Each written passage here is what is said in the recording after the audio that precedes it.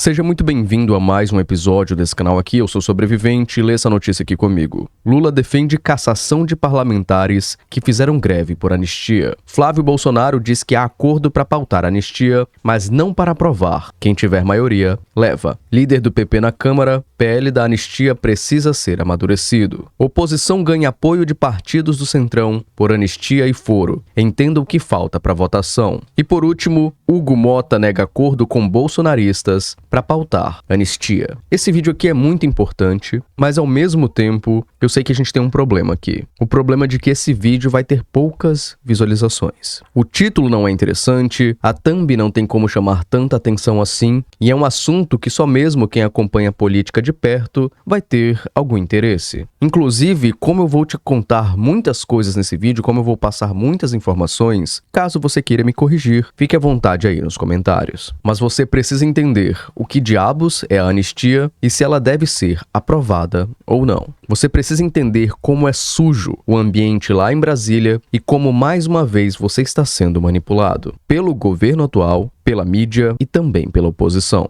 Para começo de conversa, para a gente começar esse vídeo na mesma página, o que diabos é a anistia? Anistia, em resumo, é um perdão coletivo dado por lei. É algo que o Congresso aprova, o presidente sanciona e todo mundo que cometeu um crime específico é perdoado. A anistia, por exemplo, já aconteceu antes. Em 1945, por exemplo, teve anistia no fim do Estado Novo, na era Vargas, e também ocorreu em 1979, a lei da anistia na ditadura militar. Claro que em contextos políticos bem diferentes do que a gente está enfrentando hoje em dia. Mas por que esse assunto de anistia explodiu exatamente agora? Porque está tendo uma pressão para perdoar de algum jeito quem se meteu nos atos de 8 de janeiro de 2023. Você provavelmente lembra dessa situação, lembra do que aconteceu, aquela invasão e quebradeira nos prédios dos três poderes lá em Brasília. Esse quebra-quebra todo ocorreu porque muita gente queria reverter o resultado da eleição, muita gente não concordou com que Lula assumisse o poder, justamente porque foi uma eleição bem polarizada. A diferença de votos foi bem pequena em relação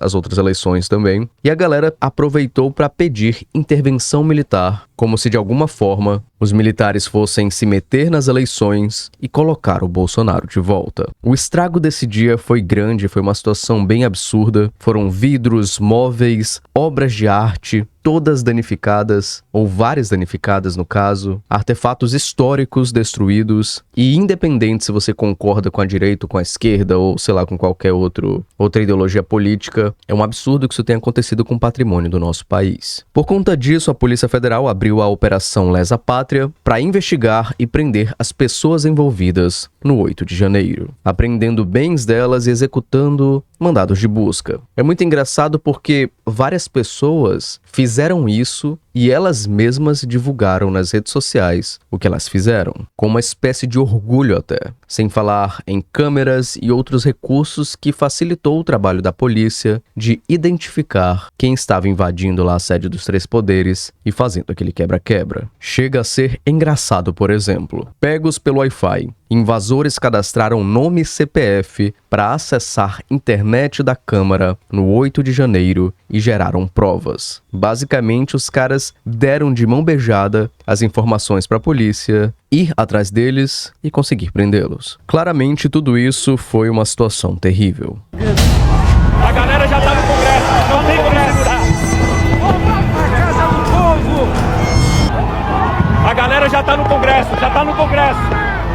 Bora! Não, a gente não vai entrar, a gente vai invadir. Um vídeo que ficou bem conhecido dessa época foi o da Dona Fátima, por exemplo. Aqui, pessoal, Dona Fátima, de Tubarão, Santa Catarina, 67 anos, tá quebrando tudo! Quebrando tudo e cagando essa bosta aqui! Cagou lá no banheiro, fez uma sujeira lá!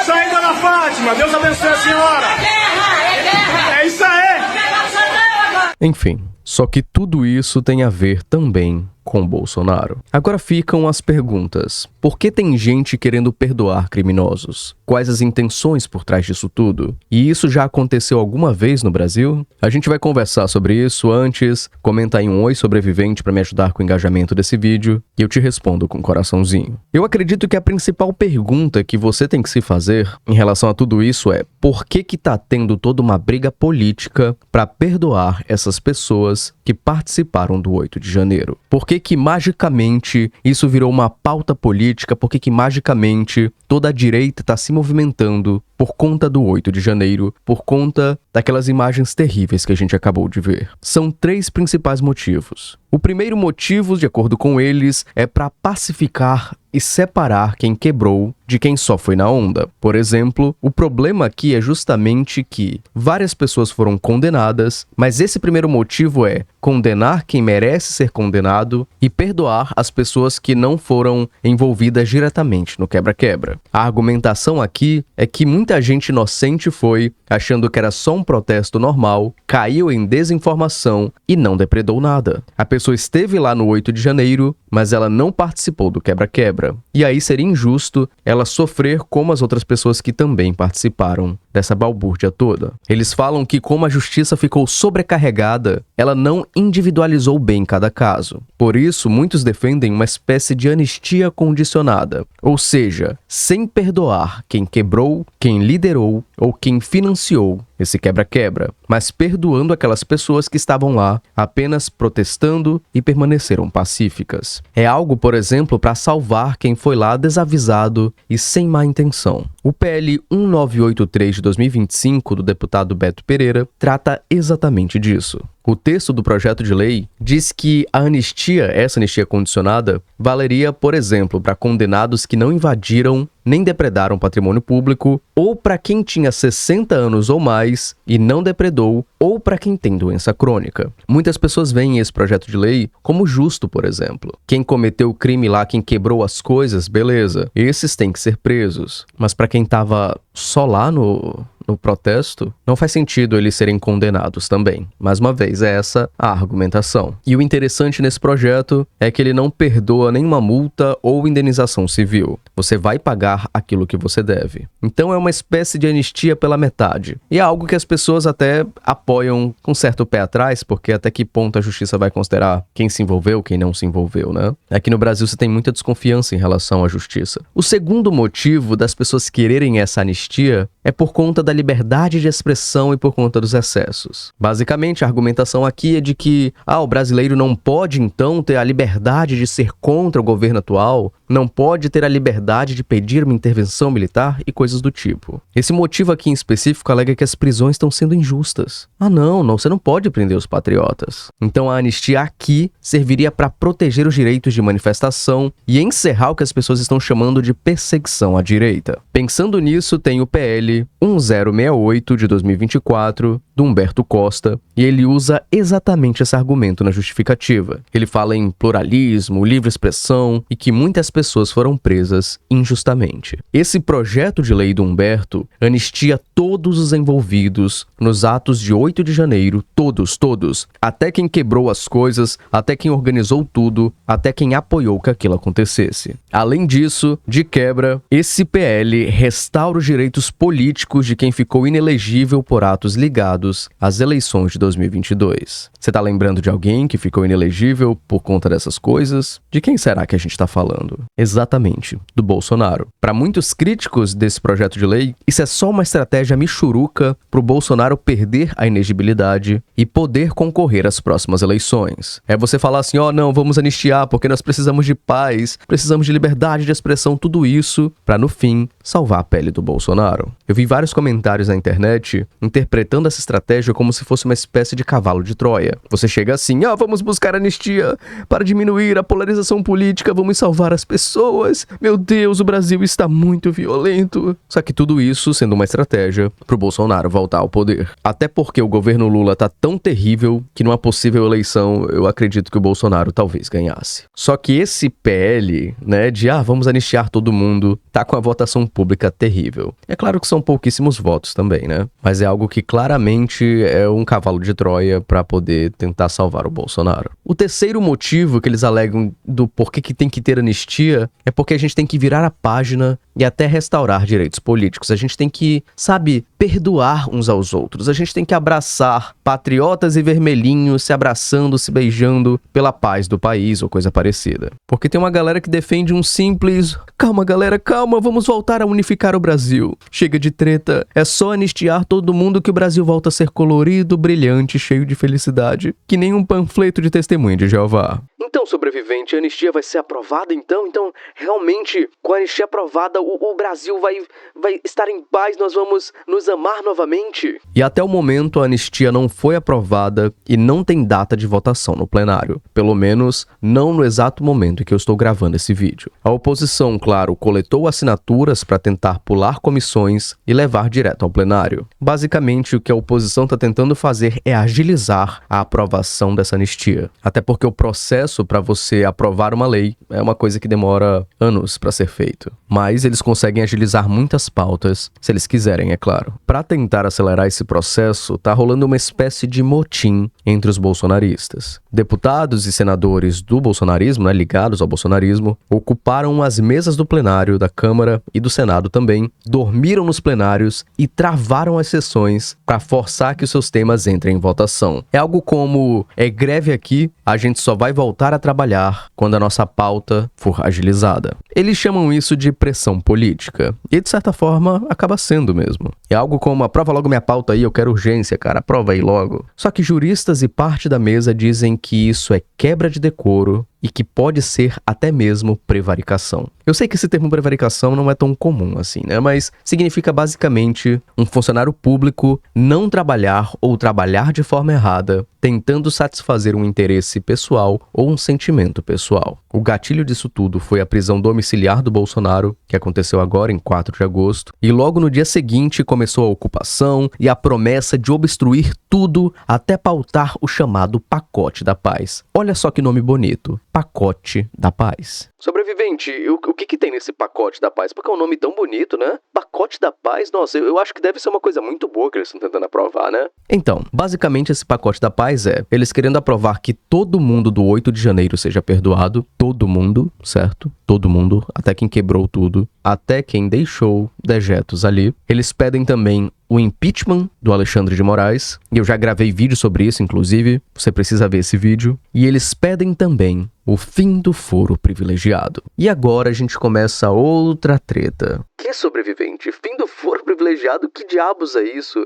Eu já ouvi isso em algum vídeo, mas o que é foro privilegiado, sobrevivente? É o seguinte, foro privilegiado é quando algumas autoridades, como presidente, ministros, senadores, juízes, deputados, eles não são julgados por um juiz comum. Se você, por exemplo, você que está vendo esse vídeo, comete um crime, você vai ser julgado por um juiz comum. Se o Nicolas Ferreira, se o Magno Malta, se o Guilherme Boulos, se o Moro, que agora é senador, cometerem um crime, eles têm o foro privilegiado e eles não vão ser julgados por juízes comuns e sim por instâncias superiores. Eles vão direto para esses tribunais como o STF, por exemplo, e o STJ. Só que o que acontece? Em 2018, o STF limitou o foro de deputados e senadores. O STF definiu que o foro privilegiado só vale se o crime foi no mandato e foi por causa do mandato. Só que em 2025, o STF ajustou isso. Agora a nova regra é: se o crime foi ligado ao cargo, o foro pode continuar mesmo se a pessoa sair do cargo. E é o caso do Bolsonaro. Bolsonaro está tendo o foro privilegiado, ele está sendo julgado pelo STF justamente porque ele cometeu crimes quando era presidente da República. Com o fim do foro privilegiado, que é o que os deputados bolsonaristas querem, o Bolsonaro sairia das garras do Alexandre de Moraes e seria julgado na primeira instância. Ou seja, ao invés do Xandão tomar conta do processo do Bolsonaro, seria algum juiz de primeira instância, depois Bolsonaro iria para a segunda instância e poderia recorrer várias e várias vezes. Ele podendo fazer isso, o Bolsonaro teria mais chances de não ser punido ou de ter uma pena bem menor, inclusive, porque indo para a primeira instância e tendo que partir por todas as instâncias, isso alonga mais o processo e gera muito mais chances de defesa. Nesse momento, você está percebendo algo? Tem quem pense que é a direita se importando com a liberdade de manifestação, que a anistia tem que ser aprovada porque as pessoas estão sendo injustiçadas. Mas não parece muito só uma série de medidas para tentar salvar o Bolsonaro ou reduzir a punição do Bolsonaro? Tanto a anistia quanto o fim do foro privilegiado são medidas que vão ajudar o Bolsonaro, mas a gente vê muito discurso da direita de que é para proteger as pessoas que foram injustiçadas, para proteger as pessoas que estão sofrendo nas mãos da justiça, por exemplo. Isso acontece em parte porque não tem uma figura na direita com o mesmo poder que o Bolsonaro. Algo parecido acontece com a esquerda e o Lula também. Sem o Lula, a esquerda não tem um nome forte o suficiente. O Nicolas Ferreira, por exemplo, é uma das apostas atualmente, ou uma das melhores apostas para substituir o Bolsonaro. Só que a idade para se candidatar a presidente é de no mínimo 35 anos, o Nicolas tem 29, então ele não pode no momento. Inclusive, todo esse favoritismo pelo Nicolas já fez a família Bolsonaro ser meia desconfiada dele. Sobrevivente, mas peraí. Tá, eu entendi todo o assunto,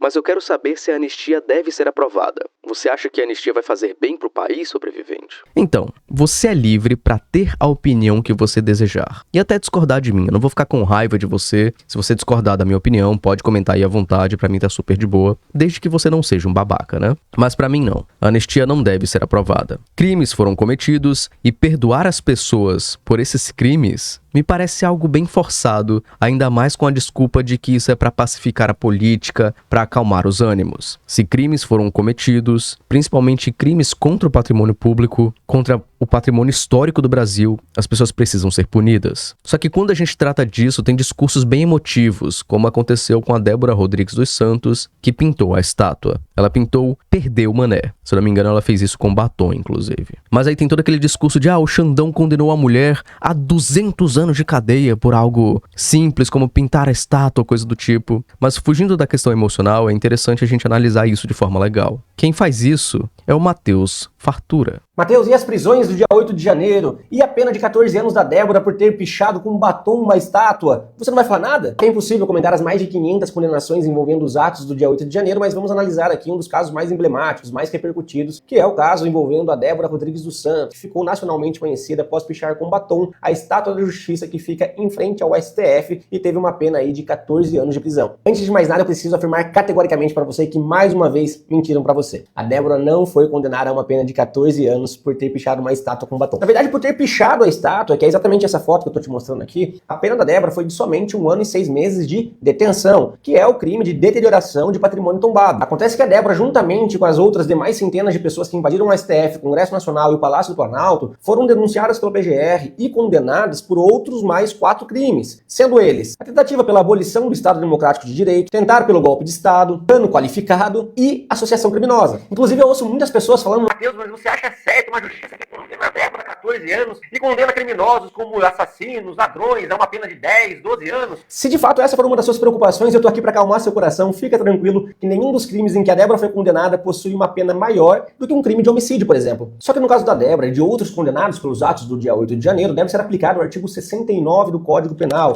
que prevê o concurso material de crimes. E o que isso significa? Que todas as penas dos crimes que ela foi condenada, neste caso, são somadas, totalizando assim 14 anos de prisão. Para mim, a questão é muito simples. Se você não entende a gravidade dos atos do dia 8 de janeiro, jamais você vai entender a rigidez da pena aplicada. A verdade é que a Débora tinha a opção de não praticar aqueles crimes. Já o judiciário não tem a opção de não apreciar e de não aplicar o rigor da lei. Então a gente consegue perceber aqui o quanto se tem um discurso emocional, né? De, ela só pintou a estátua, ela só escreveu Perdeu Mané. Mas a gente vê que é uma série de condenações, não é apenas devido à estátua. E como o advogado aqui falou, nenhuma supera, por exemplo, ao do crime de homicídio. Mas juntas, né, a pena acaba se tornando maior. Inclusive, nesse vídeo, eu vi esse comentário aqui e achei interessante. Ainda se tratando da Débora, lembrando que ela recusou um acordo que não previa um único dia de prisão. Ela preferiu ir a julgamento. Aí ele continuou: não só ela, mas todos os demais presos, apenas uma minoria aceitou o acordo. Teve até uma complementação aqui de outro comentário. Isso mesmo, ela pagaria 5.000 de multa, ficaria 2 anos sem acesso à internet e precisaria fazer um curso sobre democracia, mas negou, agora vai ver o sol nascer quadrado. Então, de acordo com esses comentários, a Débora teve chance de diminuir a pena, mas ela não aceitou o acordo. Só que isso é uma fake news. Uma fake news que eu acreditei, inclusive.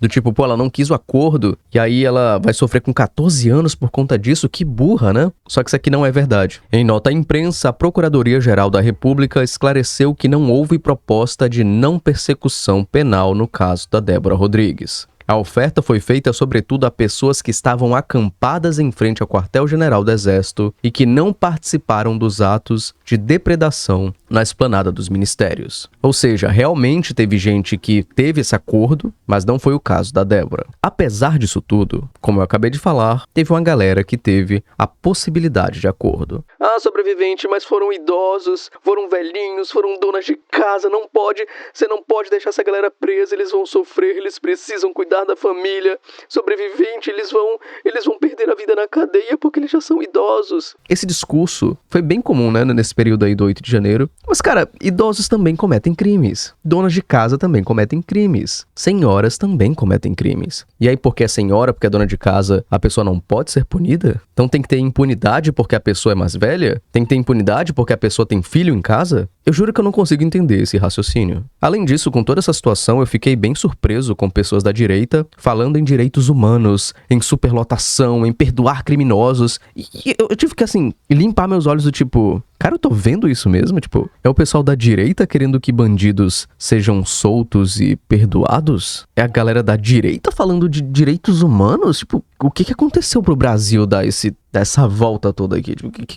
foi que aconteceu com a gente? Porque normalmente isso é papo de esquerdista, né? É papo da galera que também passa pano pra bandido pra caramba, né? A esquerda é uma merda nesse sentido. E em vários outros. A famosa vítima da sociedade, né? Mas enfim, é só mais uma vez a política mostrando que o que importa mesmo é o interesse, tá? É simplesmente salvar o Bolsonaro. Ninguém tá preocupado com quem tava lá no 8 de janeiro. O próprio Bolsonaro falou, né, que a galera que tava pedindo intervenção militar era um bando de maluco. Enfim, compartilhe esse vídeo com quem precisa entender toda essa questão da anistia. Seria impossível gravar esse vídeo sem a ajuda financeira do AM Chris, do Marcos de Lima, do Douglas Manuel, do Save Corrompido, do Fischer Pichula, do John Silva, do William GF, do Gleidson Tassiano, do Marcílio Santos, do Zero, do Rio Matsuki, do Igor, do Alguém Disposto, do Samuel Melo PS5, daqui, do Marcos Vinícius, do Eduardo e de cada um dos membros desse canal. Membros que têm acesso a conteúdos exclusivos, acesso aos mapas mentais, acesso a vídeos antecipados, acesso à nossa comunidade no Telegram e acesso ao nosso curso Prêmio de Sobrevivência no Brasil. Antes de assinar, por favor, verifica qual plano você está assinando e se você não pode ou não quer se tornar um membro, não tem problema nenhum. O seu comentário já me ajuda muito, a sua curtida, a sua crítica, inclusive, já me ajuda muito. Então, muito obrigado pela participação, muito obrigado por você existir e a gente se vê no próximo conteúdo. Um abraço.